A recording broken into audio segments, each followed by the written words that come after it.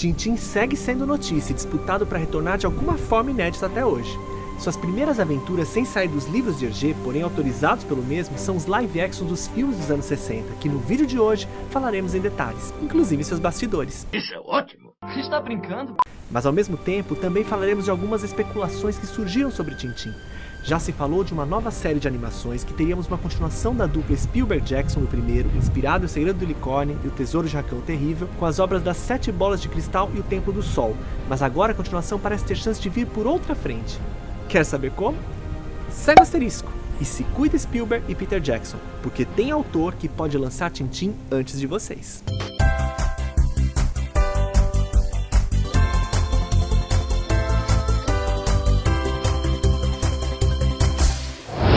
Olá pessoal, eu sou o Dallas, sejam bem-vindos a mais um vídeo do canal Asterisco de Histórias.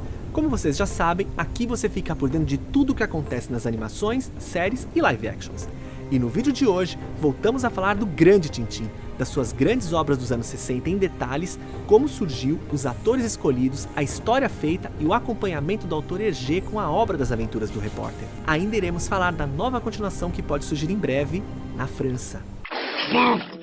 Mas antes disso, não esquece de deixar aquele like, porque vocês não sabem como isso nos ajuda a continuar a contar as principais e melhores histórias sobre Tintin e outros grandes personagens para vocês. E para quem ainda não está inscrito, faça isso agora e ative o sininho, pois sempre estamos trazendo ótimas histórias aqui no canal, e você não correrá o risco de perder justamente a que mais te interessar.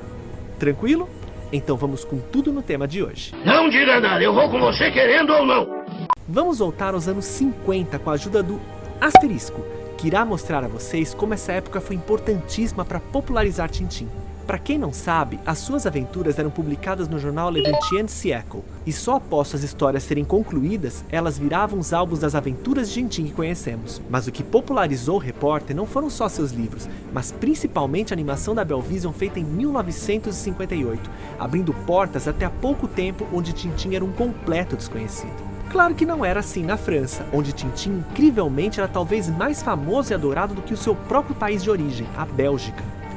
Como lá eles falam, dentre outras línguas o francês, ficou ainda mais fácil o desenho fazer sucesso no país. Apesar de que a França é o primeiro país a fazer uma dublagem, mesmo o primeiro elogio público de Walt Disney tenha sido feito a uma dublagem brasileira. Falei sobre isso e o card tá acima para você ver depois. Eu achava que isso fosse só uma lenda do mar. Tanto amor e carinho pelas aventuras de Tintin fizeram com que o país resolvesse fazer o primeiro live action do repórter.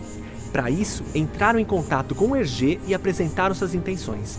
O escritor inicialmente queria que eles adaptassem uma de suas histórias para o live action, mas os franceses insistiram em uma história inédita e depois de mais de um ano de negociações, Hergé topou, desde que pudesse acompanhar toda a produção e processo do filme, inclusive a escolha do elenco. E aí, preciso fazer uma pincelada aqui. Hergé fazia questão que os personagens tivessem o mesmo biotipo dos que ele desenhou, o que fez o processo de escolha de elenco ser um desafio. Tanto que de todos os atores escolhidos, apenas um era um ator daqueles super respeitados, que sabia que poderia até carregar o filme nas costas se fosse necessário. Trata-se do grande ator francês George Wilson, também diretor e muito bem escolhido para interpretar o Capitão Haddock. Várias pessoas fizeram o teste para fazer Tintin, e apesar de muito bons, não convenciam na pele do repórter. Não, senhor. Eu sinto muito, mas a minha resposta é não. De qualquer maneira, foi quando algo surpreendente aconteceu. Numa praia em Ostend, na França, um instrutor de esporte surpreendeu por tamanha semelhança com Tintin. Se trata de Jean-Pierre Talbot, que se mostrou um bom ator e que nem precisou de dublê para fazer as diversas cenas um tanto perigosas que teve de atuar, com exceção ao helicóptero, claro. Já passei por momentos mais difíceis do que este. O engraçado é que ele só fez Tintin, depois voltou para a carreira acadêmica, não continuando a carreira de ator. Jean foi logo apresentado a Hergé e se tornaram grandes amigos, tendo também sua aprovação para fazer Tintin. Outro que vale a pena citar é Georges Loriot, que faria o Professor Girassol no longa. A história criada foi Tintin e o Mistério do Tozão de Ouro, que instantaneamente foi um estrondoso sucesso por toda a Europa. As gravações foram feitas basicamente na Turquia e na Grécia. O enredo é muito bom. Haddock recebe uma carta dizendo que seu amigo Papanarik faleceu e lhe deixou um navio chamado Tozão de Ouro no porto de Istambul. Assim, ele e Tintin viajam para a Turquia para conhecer o navio, e um homem misterioso diz que está interessado em comprar seu navio e paga qualquer preço por ele. Desconfiados, Tintin e a Doc não vendem o navio e investigam o falecido Papanarik, descobrindo que ele foi expulso de Tetarágua por ter aplicado um grande golpe. E enquanto os dois tentam fugir de vários golpes dos gangsters, eles descobrem um mapa do tesouro para um baú de Papanarik. Mas quando eles conseguem o tal baú, os gangsters liderados por Carabine tentam roubá-los, e esse baú cai no mar sem chance de recuperá-lo. Mas a surpresa estava por vir. Após a gangue ser presa, Tintin e a Doc descobrem através do pêndulo de girassol que o tesouro estava no corrimão, apenas pintado para ninguém perceber.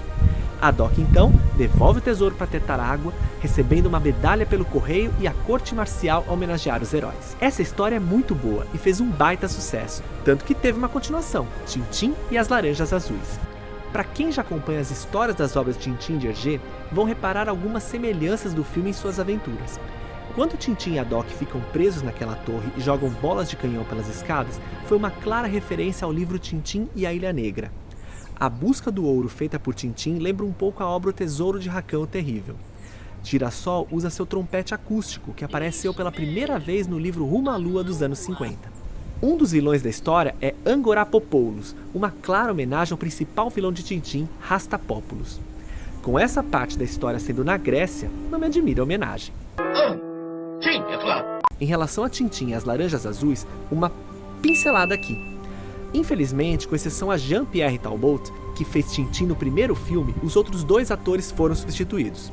Desta vez, por incompatibilidade de agenda, George Wilson deixou o elenco, e a Doc foi defendido por Jean Bouis, o eterno ator coadjuvante francês, mas que fez vários filmes por lá, e Girassol foi interpretado por Félix Fernandes. Apesar disso, o ator que fez o Girassol no primeiro filme, Georges Loriot, aparece em participação especial no final do filme, como um convidado do Château de Moulinsart.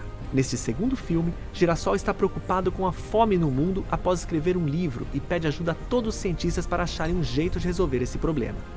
A ele então é enviada a laranja azul, uma espécie que poderia ser plantada em qualquer solo, ajudando todas as pessoas. Funcionou! Funcionou! Porém, no dia seguinte, ela é logo roubada, e o cientista, além do próprio Girassol, também são sequestrados. Cabe a Tintin e a Doc libertar os dois estudiosos e desmascarar um emir que queria a descoberta só para ele. Esse segundo filme já não fez o mesmo sucesso do primeiro, fazendo com que o terceiro filme, que seria lançado em 1967, seja esquecido e nunca feito, apesar de um roteiro estar sendo produzido como aventura na Índia. Ainda assim, algumas curiosidades desse segundo filme.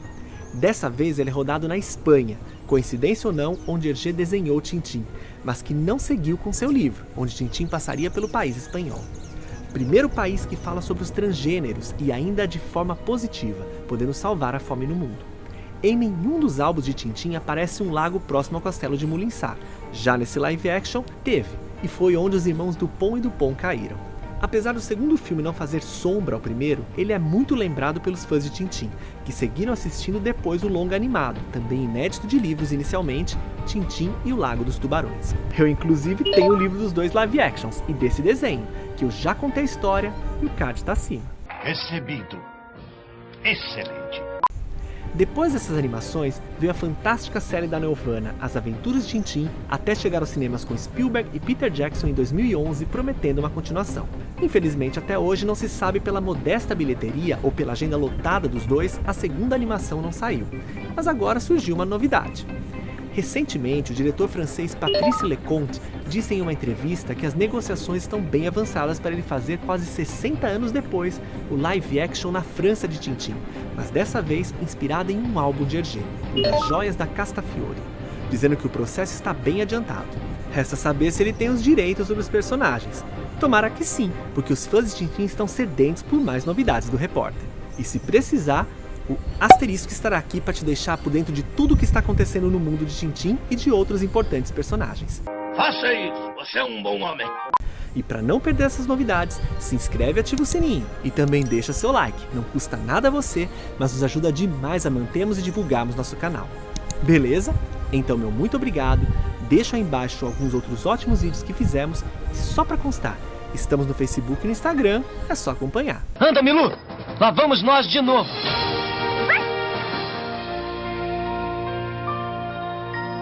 Te vejo no nosso próximo vídeo e até lá!